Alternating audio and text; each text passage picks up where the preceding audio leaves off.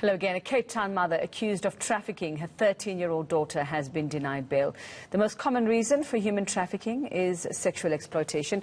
But what support is there for children when their families are actually involved in exploiting them? Well, let's chat about this with Shaheda Omar from the Teddy Bear Clinic this morning. Shaheda, good morning, and thanks so much for your time. And, you know, this went to, it hit me hard when I heard the story, just, you know, listening to or hearing about a mother who would actually do this to her own child, traffic her own child. And, you know, we've been panicked about human trafficking, people snatching our kids for years now.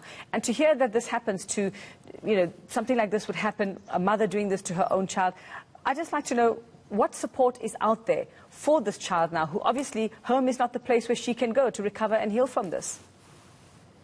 So you are absolutely correct, Uveka, when you say home is not the place where she can go to, because if we just look at the general landscape, home is a place of security, safety, and hope. And for this young girl, none of the above applies. So where can she actually go? Because we know that many families, in exchange for money or basic necessities like food or water, are tricking or coercing or influencing their children into this kind of sexual exploitation. So for a young child, this is very confusing, and confusion can lend itself to trauma and often a state of hopelessness, helplessness, and powerlessness. She's definitely defenseless. Where does she go? Who does she go to? And I think this is a huge challenge for many children out there who find themselves in this kind of situation, because at the end of the day, there's this ambivalence. They continue to love their families, the mother in this case, who is supposed to be her primary nurturer, but at the same time is the one that has now sold her and violated her and deceived and betrayed this child. So this is an absolute, dilemma for a child, but I think a huge challenge for any child out there who is seeking any kind of support or intervention. So Shaheda, where does one even begin to help, or how do you even begin to help this little girl? She's 13, but in my mind, she's a little girl. She might be a teenager, but she's still a little girl, and we don't know how long this has been going on for. So how do you start? Where do you start with her?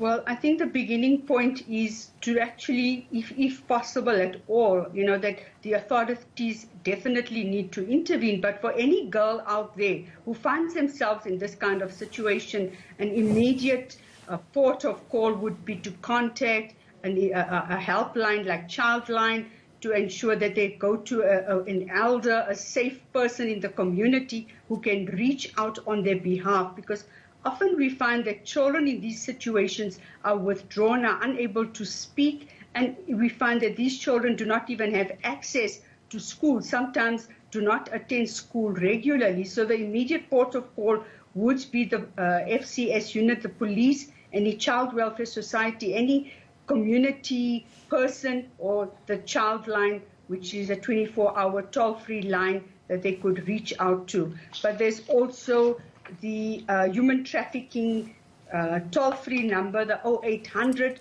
222 777 number that they could reach to. But I think what we need to appreciate is that many children do not even have access to that kind of online immediate support. And that is the harsh reality that we are currently faced with, and that we've also seen during COVID-19, where children have been trapped and confined and immobilized in the very places that are supposed to offer them protection, support, and ensure their safety. It is there that they've been exploited and violated. Well, Shaheda, you've been doing this for decades, and in a case like this, I mean, would you say that this child can go on to have a relatively normal life? How damaged will she be? What are the chances that she will go on to actually live a normal life? So looking at the chances of resuming a normal life, I think it's actually bleak and grim. However, I think we still need to be positive, provided that she receives the necessary intervention, support, and ensuring that she continues receiving any kind of family support as well, and that the mother also receives support in ensuring that this kind of behavior is not repeated. There are opportunities that the child could bounce back. I'm not saying that the child would be the same, because certainly she would not be the same. The physical scars or the physical scars may heal, but the emotional scars remain, and one cannot even begin to gauge how long it will take for her to heal. It could take a lifetime. It could be, one cannot actually put a measurement to the healing process because it's like a piece of string. So there are, I think, long-term implications in terms of her behavior, in terms of her responses, and trust issues in terms of relationships as well. And just very quickly for us, Shaheda, in a case like this, I mean, what would normally be recommended? Would there be some kind of reunion with the mother at some point? Would we say this child is never to be in her mother's presence or have anything to do with her mother after this? So a very important question. I think often we go into rescuer mode and say to the child, you'll never have to see your mother again. But for the child, that is not her reality. There's ambivalence, that she continues to love her mother, but does not like what her mother is subjecting her to or exposing her to. So one needs to assess the situation, provide therapeutic interventions on both sides, and look at long-term implications of restoring the family or reintegrating the family. I think those are things that would depend on the interventions and the responses to the therapeutic process. All right, Shaheda Omar, thank you so much for that. A bleak situation indeed, and it really, really, really hurts to hear that our kids are going through this.